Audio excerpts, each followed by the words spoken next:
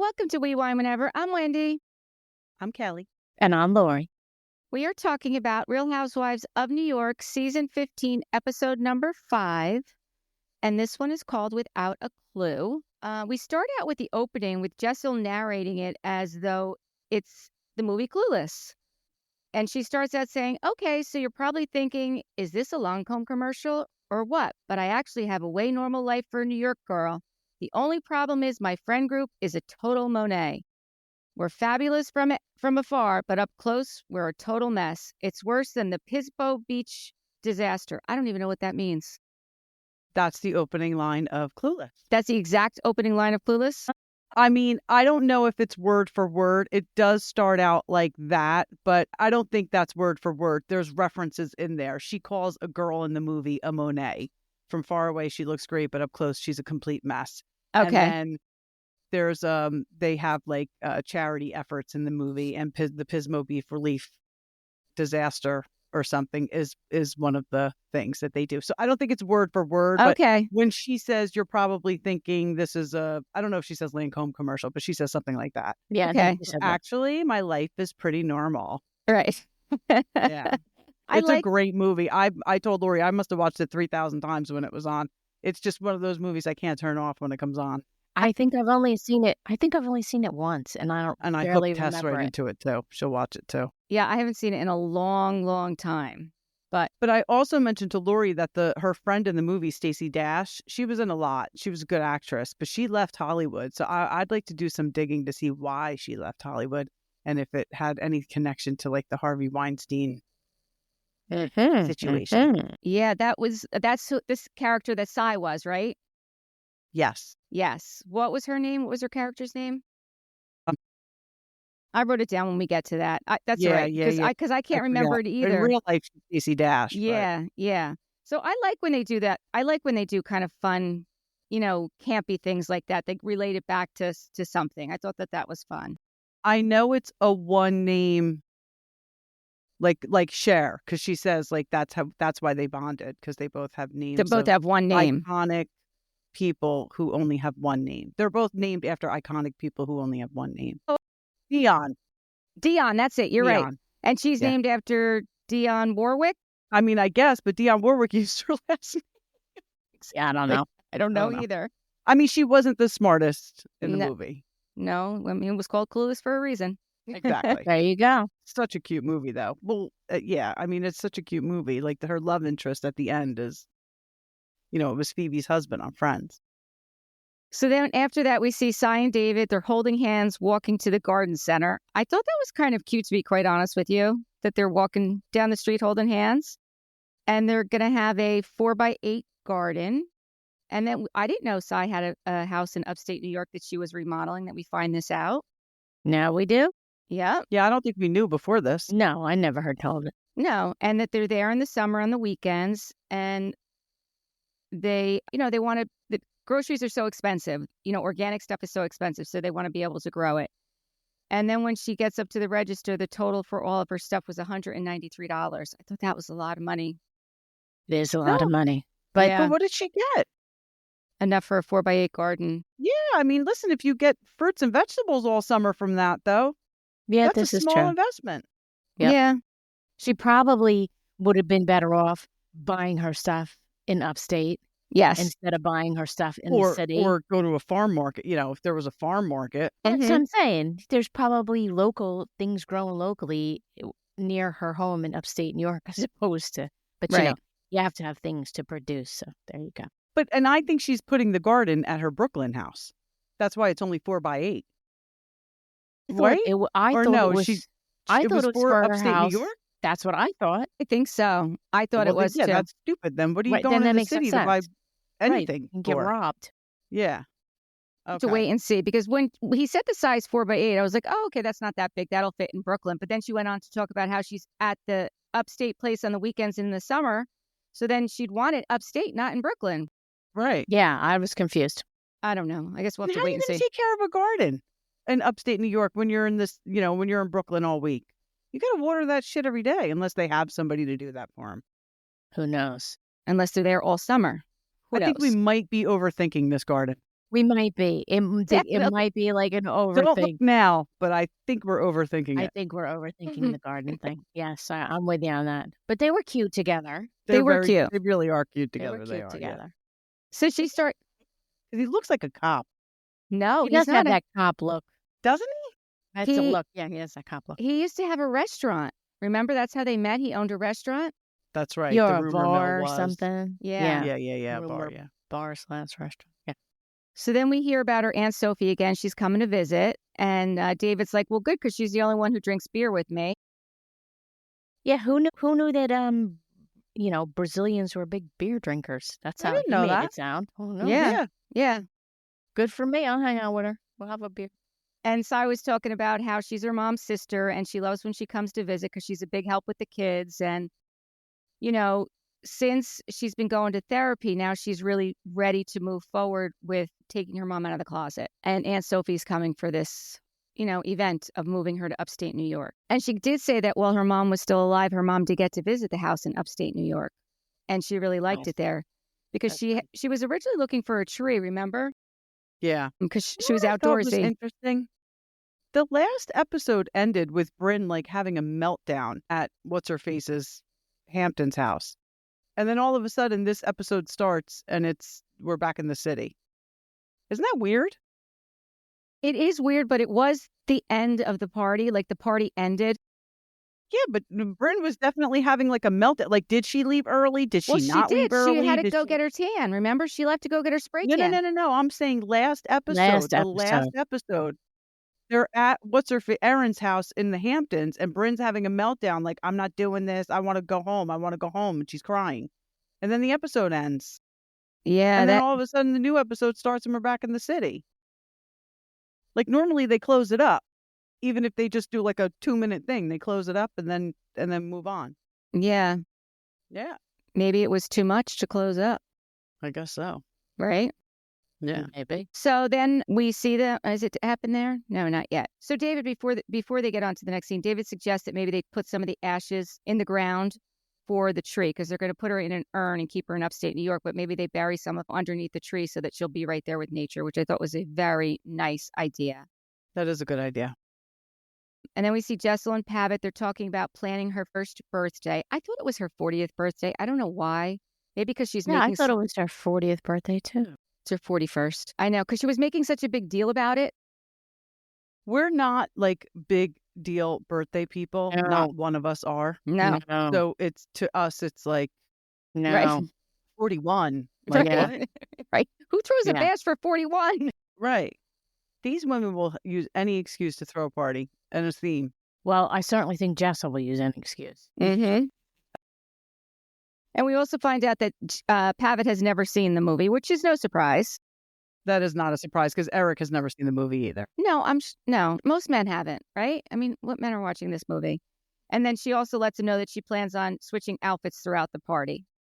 Because, why not? It's her party. She can do what she wants. I thought it was interesting. Then we see Bryn getting her lashes done, and Gideon, her ex-fiance, FaceTimes her after what she just said last week about Gideon and calling him the wrong name when they were having sex. Yeah, right? Yeah. Isn't it weird that they like still keep in touch like that? I don't know. Something just odd. He's so sweet, though.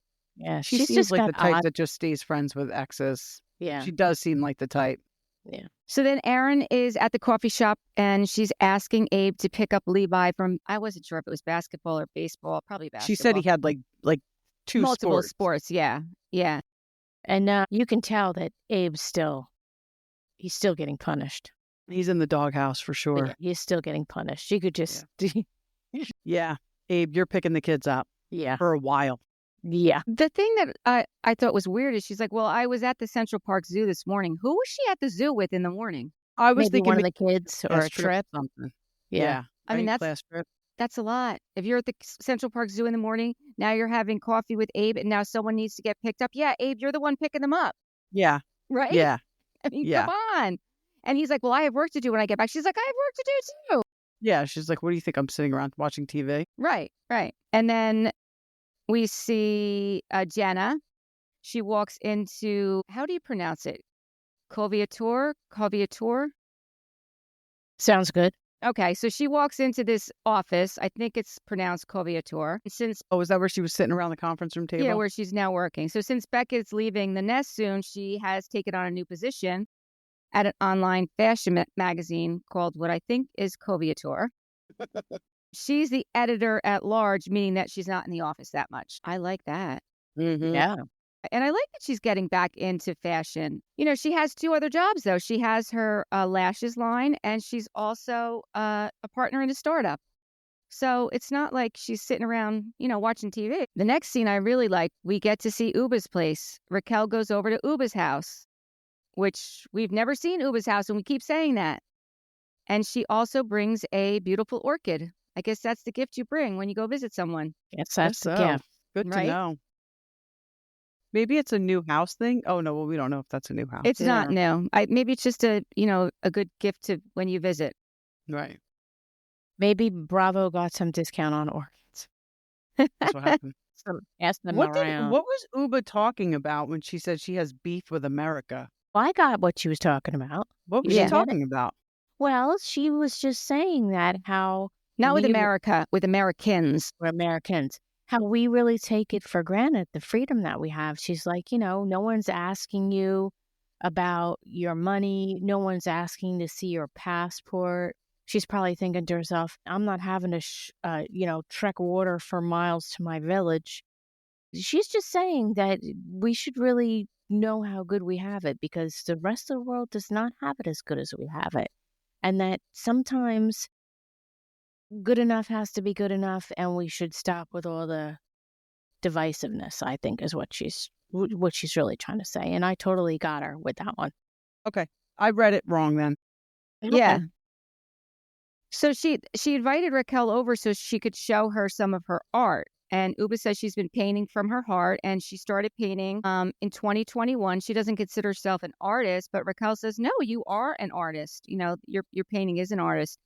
And she does ask her about the American flag. And that's when Uba does explain that, what you just said, exactly what you just said, that, she's wanted her entire life to be free and wanted this freedom. And she's living this right now. And Americans don't appreciate it. And that's what that flag meant to her.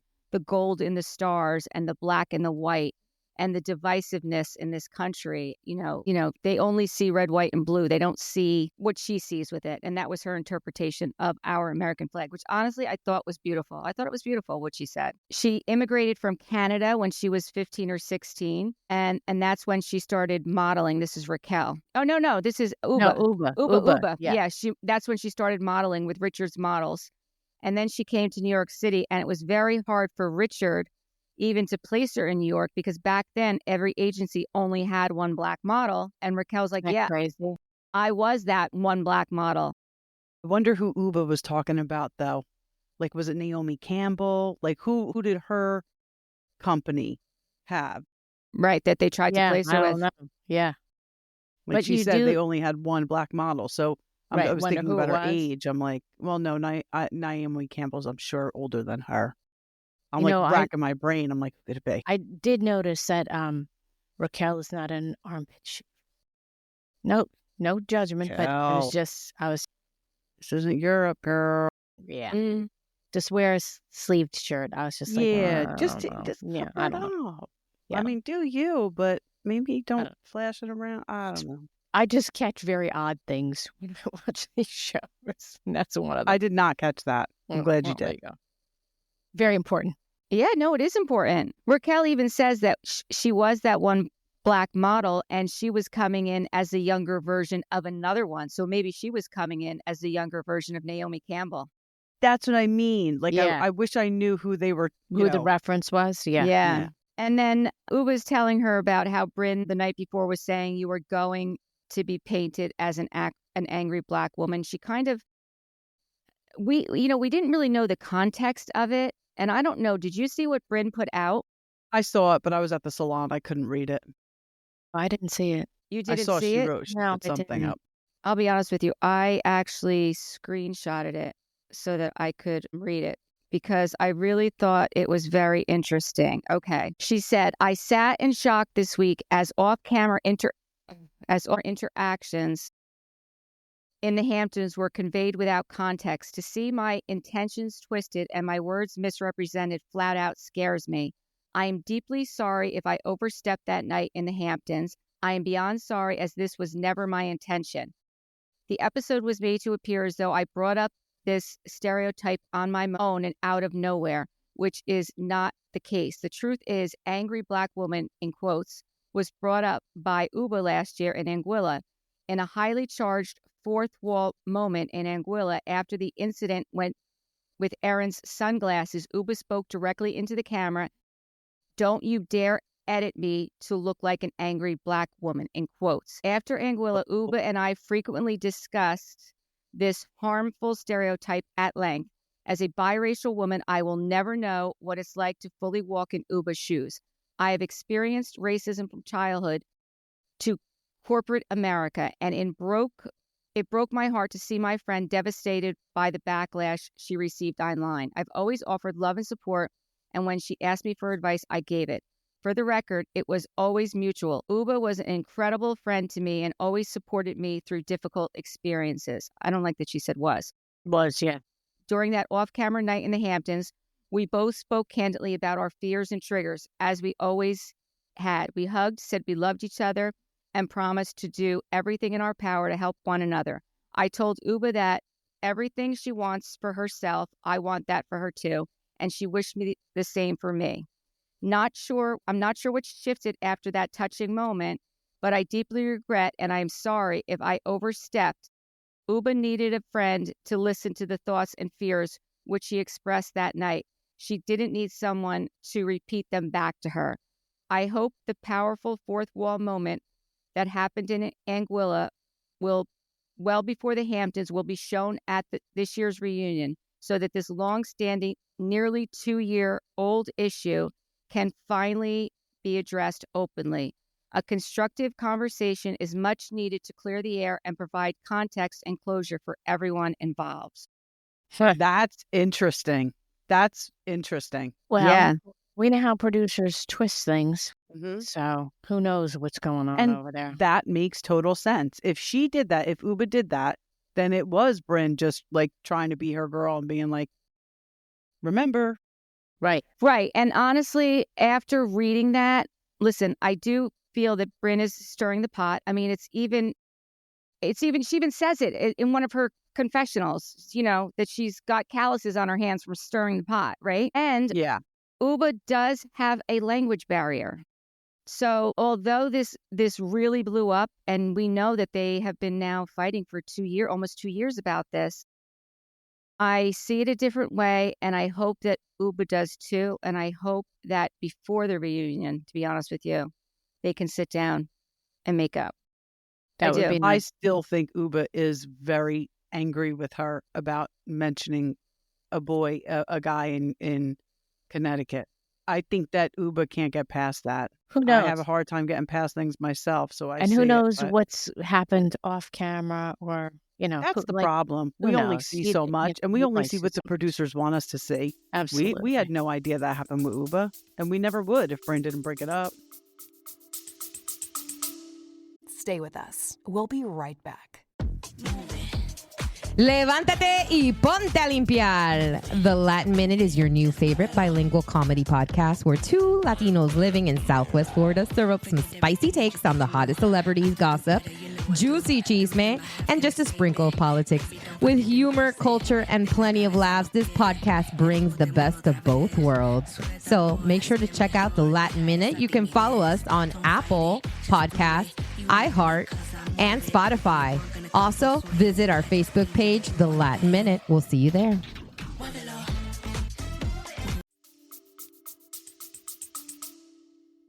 And too, I get it that Uba gets upset when she gets interrupted because she needs to finish her train of thought and the language barrier. But, I mean, you're living in New York City. People are condescending. It's just, we're not, New York, New Jersey, we're not ones to pussyfoot around stuff. We're not and just, toddlers. yeah, just, what? Sometimes you just got to ease up and just, I don't know. Yeah. I mean, listen, I think she's entitled to her opinion. I think she's entitled to feel the way she feels about it. And, she feels like Bryn is condescending to her, regardless of, if she's from New York or not. And we know she's not from New York. And this is how she feels. And it's her friend. So I think that you need to tell your friend when you feel a certain way. Like, don't be like, what you're doing is bothering me. Right. Or they're not going to be able to fix it. You're right. Yep. Like, they're not going to be able to fix it. She does say that, Raquel says that Bryn was manipulating it to make it look like that Uba felt like Bryn was being condescending and setting her up. But Uba says whatever she has alone. She says her fridge is full of fish. Uba's fish is full of fish. There is no beef. I thought that was hysterical when she said That's that. pretty funny. She's like, She does come out with some good one-liners. I mean, she does. She really does. The pigeons. Yeah, you pigeons. Yeah. The next we see Cy and Aunt Sufia are at the upstate New York house. She started renovating slowly. And the whole family's in the yard, and they go in the yard, and the hole is dug there already. And they're going to put Cy's mom's ashes in there. And Cy thinks that she's ready, but when it comes time to do it, she's freaking out. And I don't blame her. I mean, thank God Aunt Sophie was there. Aunt Sophie's like, I'll do this. Let me do this. And she's like, well, do I scoop it? Do it? Like, what do I do? Do I just stick my hand in there? And she's like, I'm just going to stick my hand in there. And Cy's, grateful. Then all of a sudden her son and her London and Rio, they start crying because it's emotional. They've lost their grandmother. And, they've really never seen their mom, I don't think, break down about it because she's really been very close. But now that she's going to counseling, she's really feeling her feelings.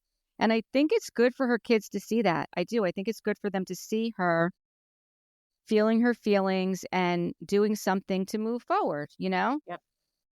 Yeah, that was a very difficult scene for me. I was crying right along with her children. Yeah. Mm-hmm. It's very difficult. It was a very difficult scene. It was. I mean, I can't even imagine having to go through that, with your mother. I didn't realize until later on that it was actually a cherry blossom tree, which I was like, that's even more special. Like, what a beautiful tree to, commemorate your mother with. Yeah. And then I also thought it was funny when Aunt Sophie was going around hugging everybody, but she still had ashes on her hands. And Cy's like, you're wiping her all over everybody. Yeah, I was very happy for that moment of, laughter. Made me stop crying for a minute. So I was like, good girls. Thank you. Yeah. It was That's needed. how my family is. When things get like too sad or serious, we just crack start a saying inappropriate funny joke. stuff. Yeah. And, just a big No, but you need that. You need that moment of levity. I agree. I think it was the appropriate joke at the appropriate time. I thought it was a very touching scene. I think that we really got to see a side of Cy that we've not seen before.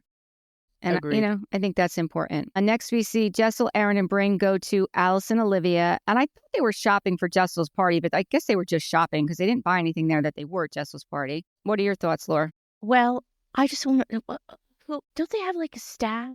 Why is Aaron coming on TV with her bra hanging out? Her bra was hanging out. Why is that a problem? Strapless? Because I didn't even notice it. Don't you have like people there that are like, shouldn't there be like people making sure your bra's not hanging out and there's not dirt on your face and there's not a booger in your nose? I'm like, why are you letting the poor girl go on TV with her bra hanging? Was she wearing like a strappy shirt and the It bra was like she had on a strapless bra so you could see a little bit of the pad, but it's like, well, it was probably on purpose then. You It was think probably so? on purpose. Why? So someone like me could say, how come she had her bra? She probably thought she was doing a thing. Maybe, I don't know. But I mean, if this is now going to be a storyline that she's mad that Jenna went to lunch with Cy and hasn't called her to check on her. Like, does Jenna even know what's going on in your life? That you feel the need she needs to check on you? This is the type of shit that drives me nuts. Yeah, because this is what comes out when they're there trying on clothes. Yeah. So it's so funny the things that you pick up, Laura, and the things that you pick up, Kel, and the things that I pick up. So I was like, if Jessel says Alaya one more time, like she kept saying, is it an Alaya dress? Is it an Alaya? I'm like, why does she keep saying that? I guess they said that in Clueless, but you probably didn't. Oh, yeah. So I don't know. You She- probably didn't even pick it up, but it was No, I annoying the didn't. crap out of me. she's in the car with some guy and it's her friend and he like puts moves on her and she was like, as if, and then, they have a whole conversation and he kicks her out and like she's in the valley and she gets mugged and the guy makes her lay on the ground. And she's like, this isn't a liar.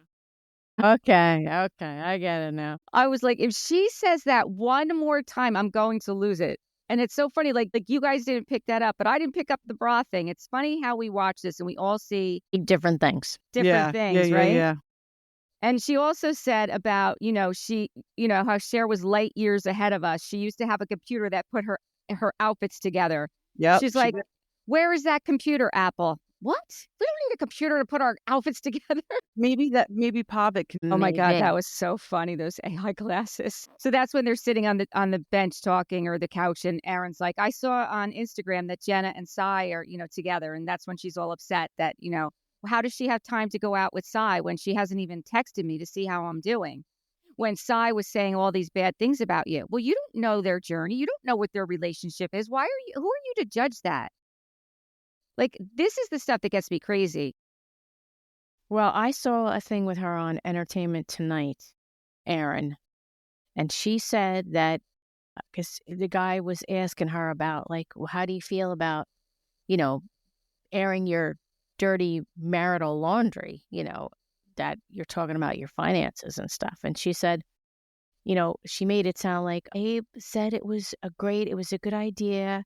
And she said there are other financial decisions that he messed up besides the Bitcoin. But she's trying to spin it all as, like it's just out there to help other couples. Oh, Housewives always say that. Yeah, it was funny.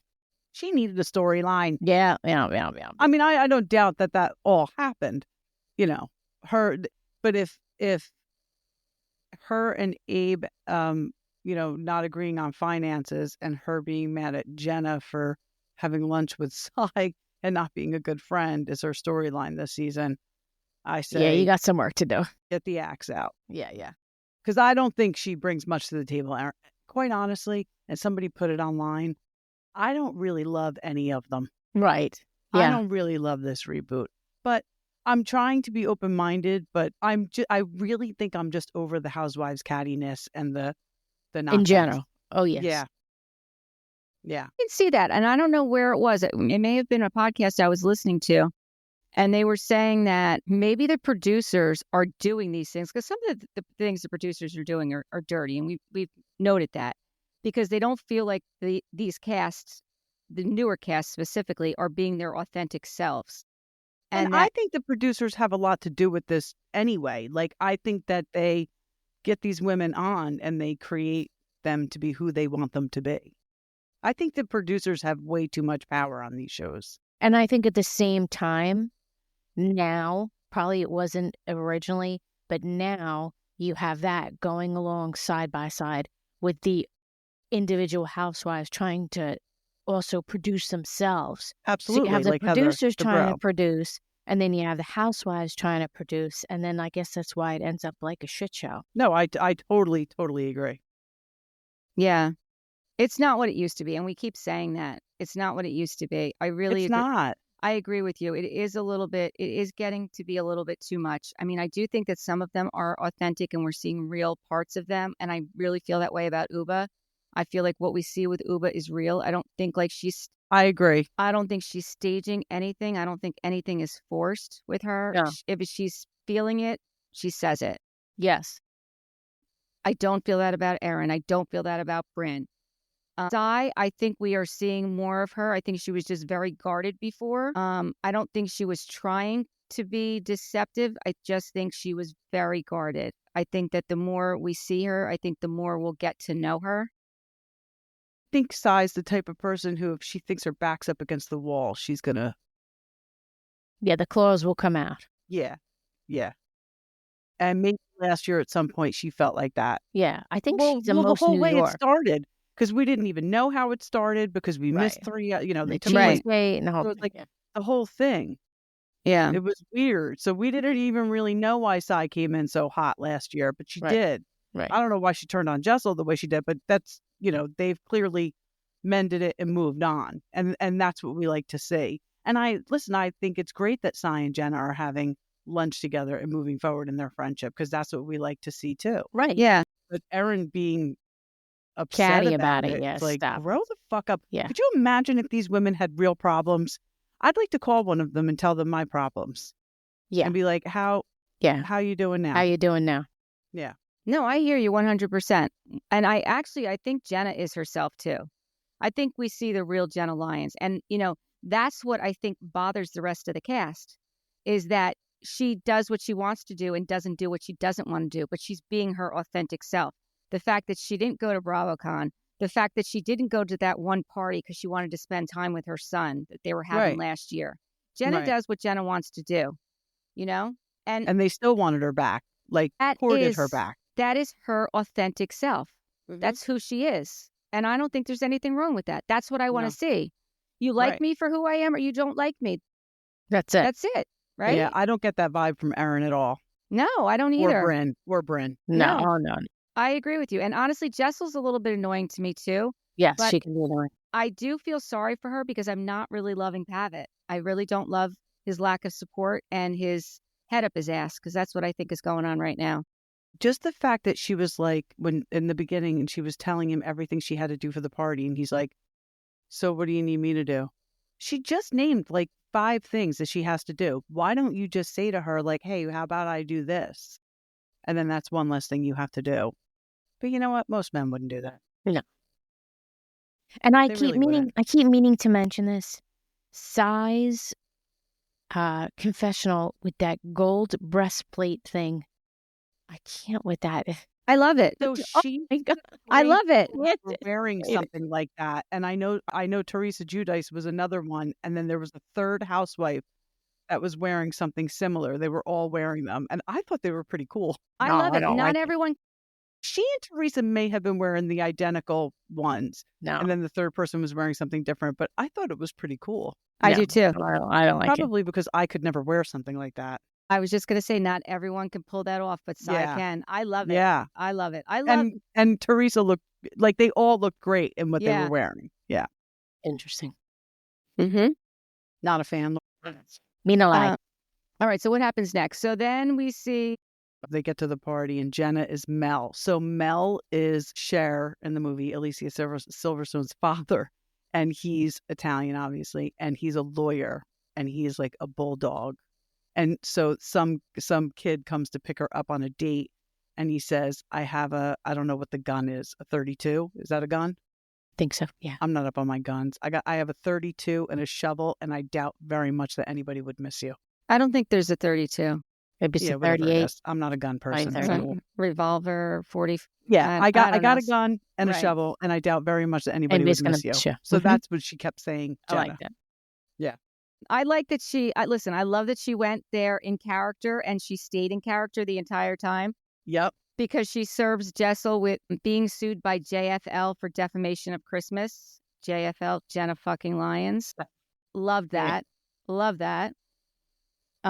And then Erin and Abe show up, and she's also dressed as Cher, a different version of Cher. Actually, Erin's outfit was Erin and Cy looked the best. Erin, that was like the outfit that she had to wear when she went to take her driver's test. And it was like, it was a good part of the movie for her to choose. I loved that outfit. I did not like Jessel's outfit. Neither. I didn't like any of her outfits, to be honest. I didn't think any one of them were Clueless. Yeah, that's what they said. None of her outfits were actually from Clueless. I didn't like any of them. So Jenna says, Miss Leachy, you have been served with destruction of property for the Pavlova. Again, she's staying in her character.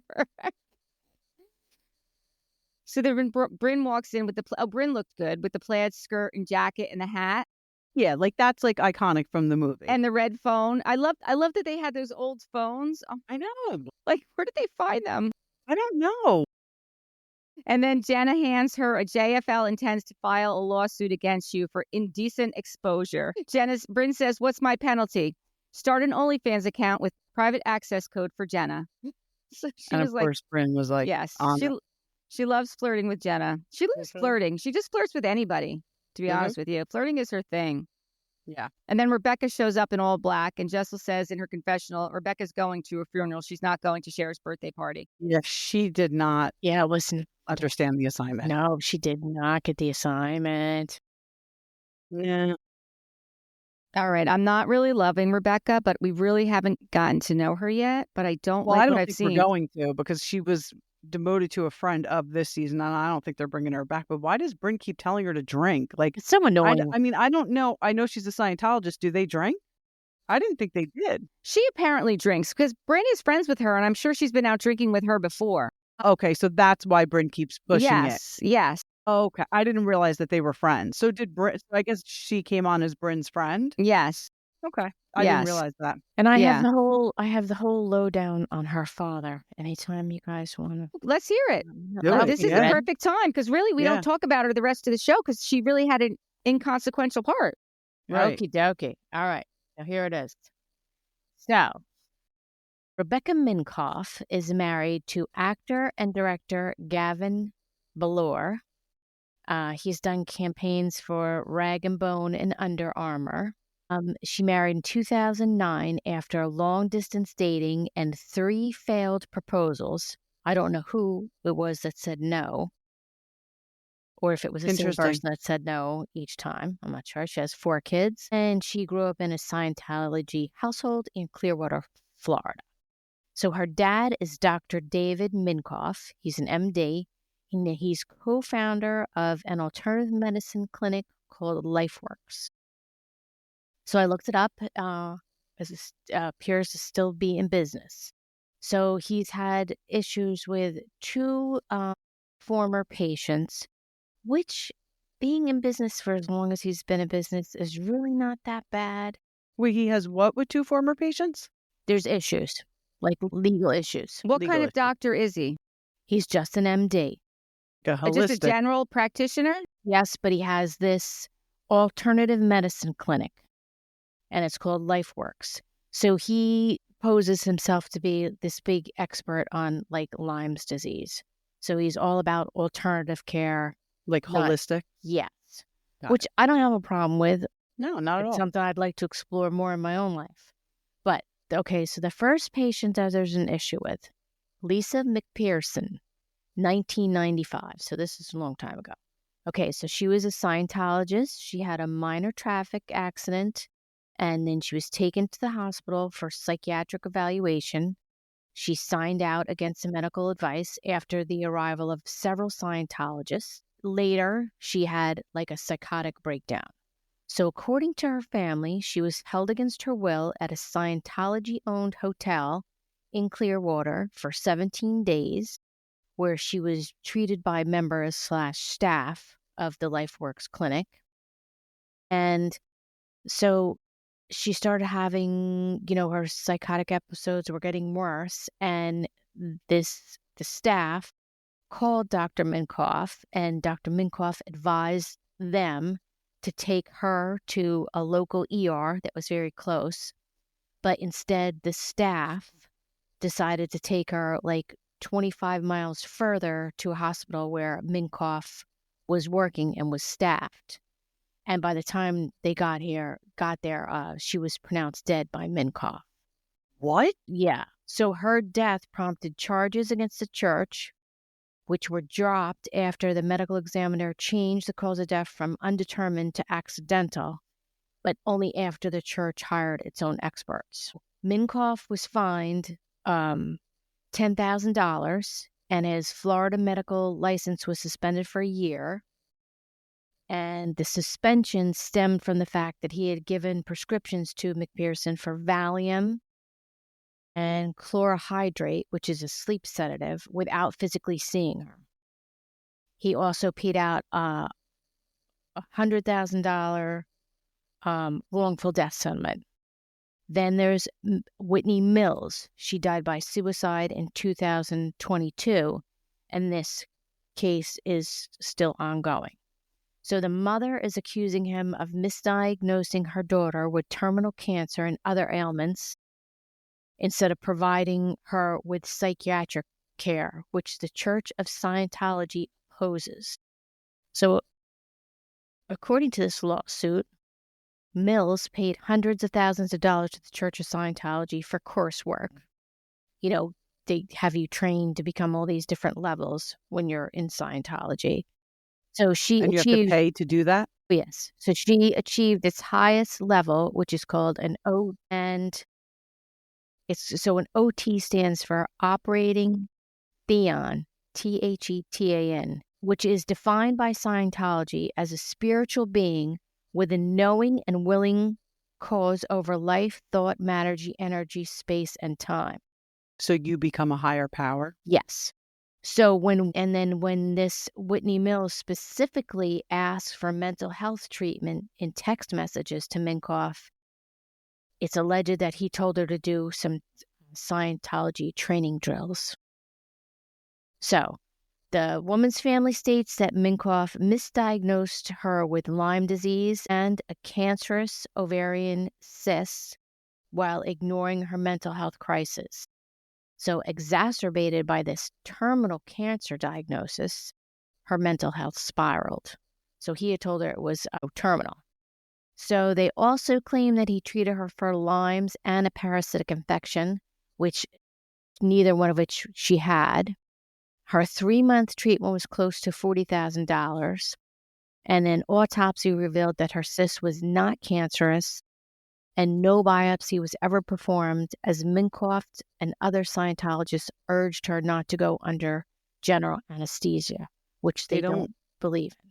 I told you, John Travolta's wife passed away and she had breast cancer. I mean, I have to believe that if she were treated, it would have at least... There's a possibility that it could have done something to save her life. But I was just bringing it up because it's very interesting to me that she would choose to go on a national television show right after something like that happened with her dad. It's kind of like, especially if it's ongoing. Like if it was just the 1995 one, it's like, okay, right? Then you could see. So that's why I wanted to bring it up, because I don't think it's like acceptable if you're in the Scientology church. Like if I was going to a doctor and they told me something and I, physically was wrong with me and my mental health was suffering from it, I would go see a therapist and talk and, but I don't think that's acceptable in the Church of Scientology. Oh, no, psychiatry is not seen as an acceptable form of medical help. Treatment. Yeah. Yeah. So I don't know. I just thought it was interesting. That's interesting. That is interesting. Thank you for that information, Laura. Good digging, Laura. Good digging. Certainly. You bring the facts. So what happens next? So then Cy walks in after she's dressed as Cyan. After Raquel arrives all in black, Cy is dressed as Dion. And Cy goes up to Aaron and sits down. And Cy asks, who's Jenna on the phone with? But she was really not really on the phone. It was like all fake. But yeah. She didn't realize that at that point. Phone down. Should see the Zach phone from Saved by the Bell. So then the two of them are sitting there talking, and Cy's like, what is with you and with you two? You and Jenna. Aaron says, well, I just realized that she's not my friend. She says her friendships, she says that, meaning herself, her friendships are authentic, and she doesn't feel like Jenna's being authentic to her. In her confessional, she said, my kids drive me crazy. Then my mom's getting sick. I'm not being able to rely on Abe. It really messed with my head. This is when I really need my friends around me to support me. This is what she's saying. But did Jenna know all of this was going on? Right. That's what I'm saying. Why are you putting this on Jenna? Exactly. You're saying this in your confessional. Did you ever have this conversation with her? It's just so weird. And then she's going around the party telling everybody else, Jenna's right there. Right. Exactly. And then That's so weird. Then Uba walks up and she's like, what about Jenna? And she's like, Aaron says she has no clue. Aaron doesn't feel like, it's reciprocated. So Broden tells Jenna what Aaron said about her being close with Cy. So Brenda once again is giving Rebecca a hard time about not drinking. And then they're sitting together on the couch, but Abe is now... Aaron's telling everybody on the couch. Right. And then Abe is talking to Jenna, and Abe says to Jenna, I feel like you and Aaron have this unresolved tension. And I was like, oh no, Abe's in trouble. What was he doing?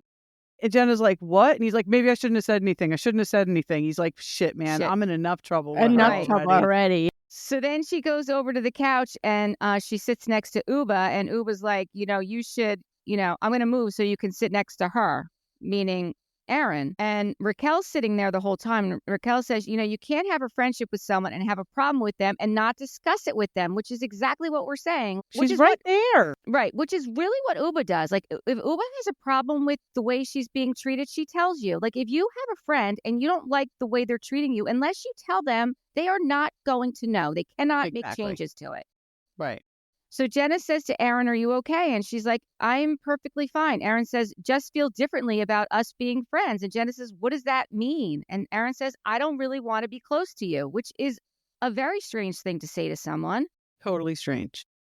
She said, it was a rough year. I'm having an emotional breakdown. Aaron feels like Brynn intentionally tried to break us up. And that's when she brings it out. It really, in my opinion, was she was jealous of Brynn. Listen, I do think that Brynn was stirring the pot. 100% I think Brynn was stirring the pot.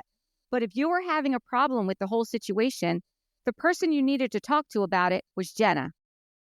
That's who you need to talk to about it. I was so confused. I think that Erin's the type of person that when confronted, she's going to talk in a circle. Like, she's not a confrontational person. She's going to go run her mouth and talk shit about Jenna. But then when Jenna confronts her, she's going to be like, really, I'm mad at Brynn. Like, I was very confused after she talked to her. It was like, who were you? So wait a minute, who are you mad at now, Jenna or Brynn? By the way, you shouldn't really be mad at any of them. Well, I guess Brynn maybe a little bit because she's stirring the pot, but none of it made sense. I really think that she's just an attention whore at this point and wanted the camera on her at Jessel's party.